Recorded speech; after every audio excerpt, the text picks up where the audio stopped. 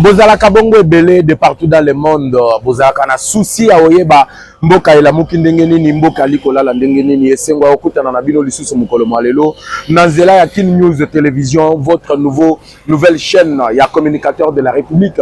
Jeff Badibanga tuza ko senga na bino nyon surtout partout bozali ya o s'abonner massivement sur votre nouvelle chaîne parce que awa boko bandolanda biso tongo midi poko après te boyeba lolenge nini mboka likolala mboka likotambola ndenge nini peza libongo kolamoka ndenge nini. Mesdames et messieurs, nazo bisabino que scandale na Katanga, un coup raté contre le président Félix Tshisekedi. Banani ba prépara qui coup raté contre le président de la République.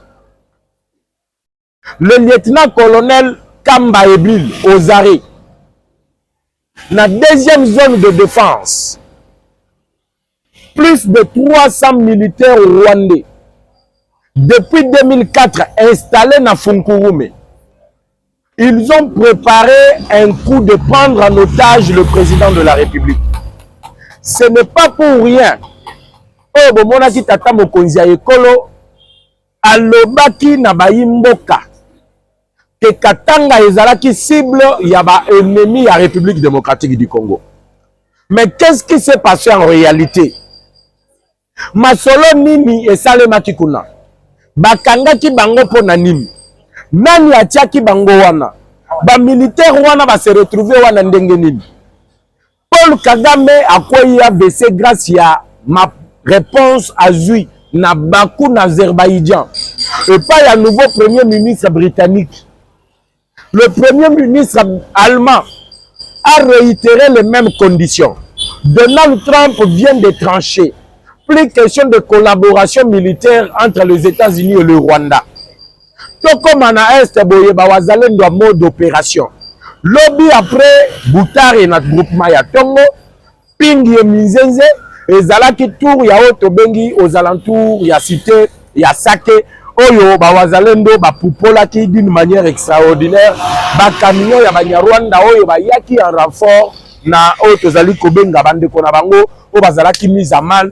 Bonjour, bonsoir, Nabino Nyon, surtout Nabanda, Nabino, Nabiro ya Misala, Oyo Bozo Landa, communicateur de la République. Je vais bientôt entrer dans le vif du sujet Oyo Naye Libino Mokolo Malelo, mais avant tout Bandayango, dans le Kosenga Nabino Bomo Mesano, ya ko aimer, ko partager l'émission et surtout de vous assurer que aussi on s'abonner déjà na Kin News Live Télévision, Oyo Zali chaîne ya communicateur de la République. Scandale au Katanga. Coup raté contre le président de la République. Mes chers compatriotes, le changement de la Constitution est devenu la raison pour abattre Félix Tshisekedi. Depuis que Tshisekedi a lobby, personne n'osera changer mon point de vue sur le changement de la Constitution. Ba complot est belé comme il faut Salima. Lorsque Tshisekedi était parti na Kisangani, il y avait un objectif. L'objectif poursuivi Zalaki Nini. Il fallait le prendre en otage pour justifier l'avancée ya M23 na armée rwandaise dans le territoire de Walikale. Lorsque ba complot na bango Zalaki anéanti, lorsque ceux qui avaient préparé ce coup na Kisangani bazalaki mis aux arrêts, notamment les 27 officiers qui avaient accompagné Vital Kamerhe na réunion ya kendaki kosala na ba opposant Yanzala parce que batu bazo taxer Tshisekedi lelo kali ko insulter batu alobi opposition Yanzala. En réalité ce n'était pas une insulte, c'était juste une expression. O ezali kotali sa ete opposition na minute oyo baza na idée te, opposition na minute oyo bazali na eloko moko te bakoki ko mema na mboka po te échanger et amener une dynamique de changement. Ba critique l'opposition ali ko sala lelo lorsque vous regardez les gens même qui s'opposent au changement de la Constitution. Ce sont les mêmes personnes qui avaient comme leur projet de société na mitu na bango, soki baponi bango neti bakomi bakonzi ya mboka eloko ya liboso lingaki basala ezalaki changement ya constitution. Lorsque vous prenez certains Delis Esanga, abimi asali vidéo, mais Delis Esanga na 2023 au mois de décembre, lorsqu'il était reçu na Top Congo, alors que la radio Top Congo recevait le candidat député président de la République, vous verrez que Delis Esanga projet na ye ya liboso ezalaki révision ou le changement de la constitution. Mais le Delis Esanga zoko changer. Il commence à attaquer Félix Tshisekedi. Le mal c'est que Tshisekedi andimi tokende na changement ya constitution. Pour Delis Esanga, Tshisekedi veut le 3e mandat. Tshisekedi alingi à s'éterniser au pouvoir. Mais le peuple congolais balobaka Tshisekedi n'a pas un mandat, mais Tshisekedi azalaka na mission. La mission de Tshisekedi yangonga na benga kaye azali Moïse et Josué, ya République démocratique du Congo. Ça veut dire quoi? C'est lui qui nous amène, qui nous fait sortir de l'esclavagisme et nous fait entrer dans la terre promise. Et cela n'est pas un mandat, mais c'est une mission qu'il doit accomplir. Qui peut croire à Delis Esanga? Qui? Esanga ndenge bokomona ye boye akomi politicien pour azwa manduki aboma ba Congolais. Qui a oublié que Delis Esanga o bozomona lelo akomi na suki ebele mande febele. C'est le système ya ba mboka. Regardez Joseph Kabila, suki ebele mande febele. Corneille Nanga, Soukebele, Mande Febele. Sauf Moïse Katumbi, pour y Yembande, Kauka, Moye, Mande Febima, Ezate. Yende Moutouana, Mande Febele. Donc, c'est un clic, il y a raison na bango. Il y a ba opposant, ba commis, ba ennemi, il y a République. Delis Esanga était colonel na RCD, na Nyayebi Yangote. Bato, ba imposant, ba article, ya mabe na constitution, na biso, mais ce sont les Delis Esanga. Bali kokoma constitution yo na Kisangani bakomi yango te me bazoko changer ba phrase ya constitution yo na Kisangani. Delis Esanga simbi munduki alobi soki botia article oyo te constitution yo koleka tenga na ozonga zamba bitumbe ko continuer. Ce qu'ils nous ont fait, c'était d'abord la réalisation il y a 1+4 constitution yo bozali komona. Parce que c'est ngeli to beta biloko yo poto fongola ba Congolais misu. Avant boye ba ke Tshisekedi a commis victime parce que alobi personne ne m'empêchera. Lelo Katumbi azo fongola mbanga ba komeli test pas Olivier Kamita to ya bambi yango na réseaux sociaux. Mais Katumbi lelo azo monela Congo na Facebook na TikTok. Katumbi po koma amona Congo lelo komi na TikTok. Il faut koma rakota TikTok, akota YouTube, ataliki news live ya communicateur de la République et il peut voir comment Kinshasa fonctionne. Mais toke ndepeza na ndenge ya makambu, ndenge makambu ezalaka. Moïse Katumbi a dirigé le Grand Katanga pendant combien d'années? Ce que Tshisekedi fait au Katanga aujourd'hui, Katumbi ne l'a pas fait. Mais Bakatanga Katumbi azoko sabino. Tshisekedi a lobby parce que je vais parler à cour raté. Kamba Emile, le lieutenant-colonel oya tendre piège na Félix Tshisekedi avec 300 militaires rwandais. Base na bango ezali na deuxième zone de défense na Kipushi. Je vais y arriver. Entre temps, tozo like vidéo, tozo s'abonner massivement na Kin News Live Télévision. Parce que awa masolo eza ya oyinda. Delis Esanga ndenge bomoni ye lelo qui était pour le changement de la Constitution, qui aujourd'hui devient contre le changement de la Constitution, azalaki colonel na RCD. Conscience ya Delis Esanga yebi que parmi 20 millions de Congolais bakufa, ya boma peut-être 1 million. Delis Esanga ndenge bozomona yewana. Est-ce qu'il a de matière à donner à Congolais? Est-ce qu'il a de leçons à donner aux Congolais?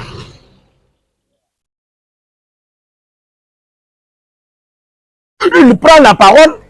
Ba Congolais ndenge tozalaka loyenge to akolanda kaka biloba loba ya bato. Toyepe tolandi. Mais regardez les anciennes vidéos de Delis Esanga. Est-ce que Delis Esanga est un politicien paysan? Est-ce que Otalika Nassima Delis Esanga Abimia ou un leader politique na victoire? Oui, personne simanaye. Un leader politique.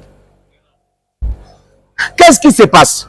Parce qu'il faut que Bissabino awa bozozo ba révélation. Batouana bazu 24 millions de dollars de l'Union européenne. 24 millions bapesi yango l'église catholique. Ambongo a touché 24 millions de dollars à Paris de la part de l'Union européenne. L'objectif ici c'est quoi? Pour mobiliser les jeunes congolais. Bayebi que les jeunes congolais bazalaka na misala te. Pesa bango 5 000, 10 000.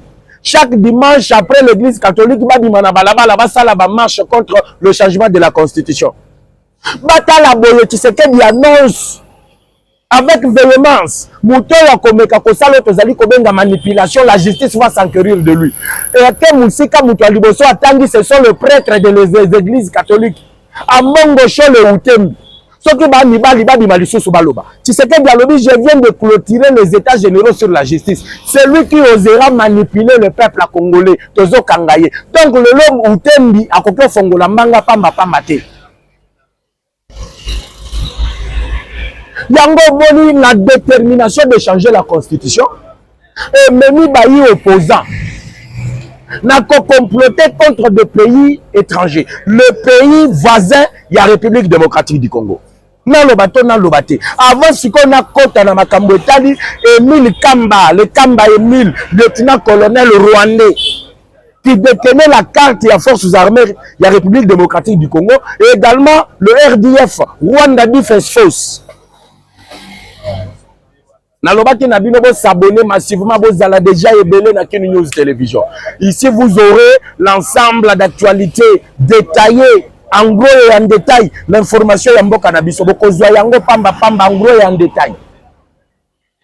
Lorsque Tshisekedi a quitté Lubumbashi,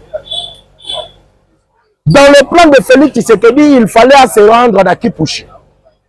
Depuis 1994, l'entreprise ya exploitation traitement ya zinc ezalaki fermé depuis 1994. Laurent Désiré Kabila ya na mboko a changé de l'autre côté. Joseph Kabila est venu à sali 18 ans, entreprise wana ezalaki fermé. Kabila bozo benga za Katange, Moïse Katumbi bozo benga za Katange, basala bambula na Katanga basala de l'autre côté. Tshisekedi arrive, lelo azo inaugurer l'assemblée provinciale ya Katanga, construit na norme moko internationale kitoko sauf Félix Tshisekedi. L'entreprise d'exploitation paie traitement ya zinc depuis 1994 sous Mobutu et Kangamaki. Lelo bazongisi yango sauf Félix Tshisekedi na Katanga. Siko baye kosala nini? Ils ont utilisé la Zambie. D'abord, le coup raté, raté Tshisekedi na niveau de Kipushi lorsqu'il devait retourner à Lubumbashi, c'était préparé par 300 militaires rwandais qui étaient dans la deuxième zone de défense, précisément à Fungurume. Donc, dans la deuxième zone de défense, na Kawana, il y a une partie où les Congolais bazalaki, les militaires congolais bazalaki, mais il y avait une partie où les Congolais ne pouvaient pas piétiner. Et ces militaires rwandais ont été amenés là-bas par un certain John Numbi sous l'autorité lorsque Kabila était président de la République. Et celui qui co-dirigeait, et le Congolais, les Rwandais, c'était un certain lieutenant-colonel Kamba Émile, rwandais, qui a des cartes d'identification l'armée congolaise et l'armée rwandaise. Le plan était quoi? C'était d'humilier Félix Tshisekedi, de créer un trouble pour dire que l'armée s'est révoltée contre les discours de Tshisekedi à ce qui concerne le changement de la constitution. Heureusement que l'information a fuité. Le général Ndaïwel qui est sur place à Lubumbashi a été informé. Le général Ledi Kapend a été informé. Le chef de la garde républicaine a été informé. Tango Bakiti Nanzela Boye, Banamaï va se camoufler. 300 militaires rwandais. Yango na ebisaki bino que Joseph Kabila azali babe malédiction na mabe nyonso ya République démocratique du Congo. Ba militaires rwandais baza installé na Funkurume depuis 2004. Oh baza na Funkurume. Et lorsqu'on les a arrêtés, balande la boye bazana ba carte ya identification ya armée rwandaise mais non pas l'armée congolaise, mais bazana zone de défense, il y a deuxième zone de défense oh ezali na sud-est ya République démocratique du Congo avec des cartes d'identification depuis 2004 ya armée rwandaise. Les premières auditions nous révèlent que ces gens ont été installés là-bas par John Numbi et Joseph Kabila. Plus grave encore, le général François Le colonel qui a été présenté par le général-major Sylvain Ekenge, porte-parole de l'armée, vous révèle que Bazalaki n'a pas passeport diplomatique rwandais, Oyo Batika qui n'a Zambie avant Bakati Sabako, la République démocratique du Congo, Nanzela ya Lubumbashi, Nanzela ya Okatanga plutôt. Et ces gens-là étaient envoyés comment? Pour recruter les gens. 500 jeunes, Bakatakatanga, Gédéon Kungu, Bazalaki en formation accélérée, Nakashamata, les années fermes, à Joseph Kabila. L'objectif, c'était de déstabiliser le Grand Katanga. Parce que, Awanazo Bisabino, comme un système, il y a OP Simbo Mbo Aboy. D'ailleurs, Kagame a déstabilisé et pas inaïe. Dernièrement, il y a eu l'échange de tirs entre l'armée rwandaise.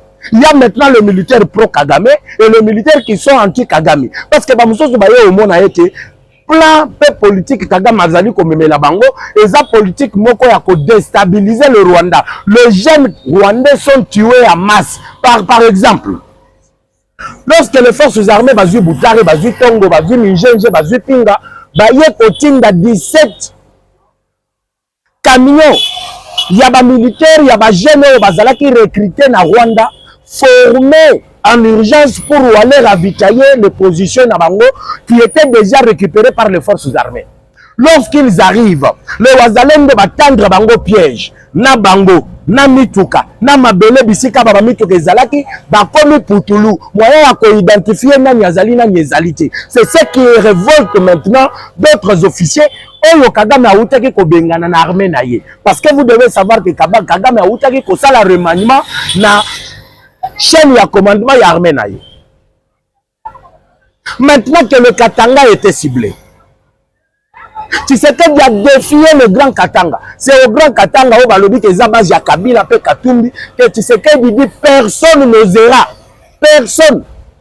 Abandi na ba prêtre catholique alobi soki na yoki kaka manipulation ozala choli, ozala ambongo, ozala utemi, place na yo na boloko. Attitude na bayi politique. Alobi le débat d'idées c'est bien. La démocratie nous oblige que chacun exprime son point de vue. Mais yo politicien, soki to yoki obandi manipulation ya peuple to kangio. Attitude na ba membre ya société civile, il dit la même chose. Et aujourd'hui, le complot qui a été élaboré. On a des députés à l'Assemblée nationale. Yango na lobaka omoni ba Vital Kamerhe. De la biso ba Kamerhe dans 2 ou 3 mois azokima. Kamerhe va rejoindre l'opposition. Kamerhe bozomona, il va rejoindre l'opposition. Kamerhe vous dit que non, les 513 députés 13 à l'Icolo, Bazali ba ancien chef de corps.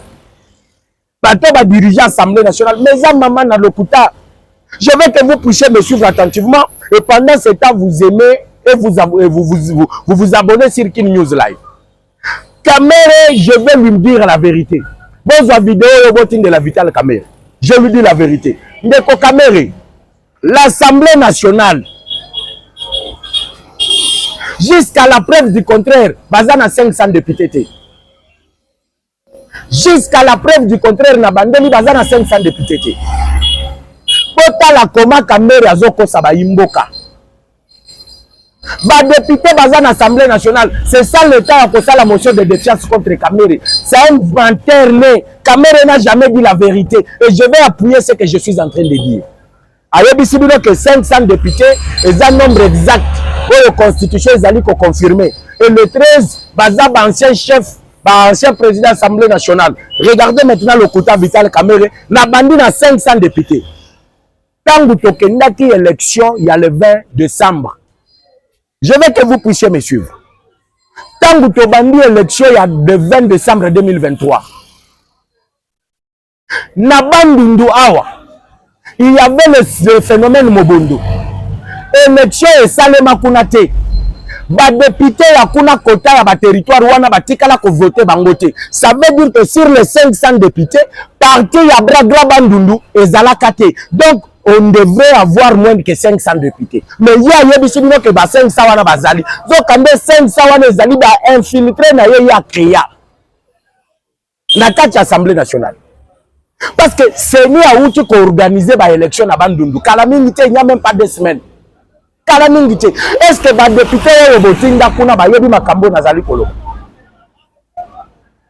Ce qui choque encore davantage c'est quoi? Kamerhe alobi 13 à l'icolo, les alliés ancien président de l'Assemblée nationale. Louvoun, Lokuta ya Mounen. Regardez, la loi sur les anciens présidents de la République, le premier ministre et le président des assemblées nationales. Et là qui votaient mon colonie. Et là qui votaient mon colonie. Ce qui est au Tali Penza, Denge Makamwa Nezali Kosalima.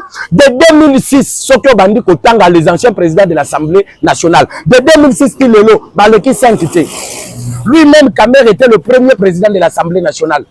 Après promulgation de la Constitution, mais il y a le Baza 13. 13 wana botu na ye mutuna nani nani bazali kuna. Parce que à partir il y a Kamer de 2006 qui lelo, Baleki Saint-Kité. Na bandeli bisusu baleki 5 te. Et le 13 au Caméra yebishi bino que ce sont les anciens présidents de l'Assemblée nationale. Baouti wap. Caméra avait créé déjà un réseau. Et ce réseau, je l'ai dit et je l'ai toujours répété. Ne suivez jamais ce qui sort de la bouche de Caméra. Caméra, c'est un pion préparé par l'Union européenne pour remplacer Félix Antoine Tshisekedi Tshilombo.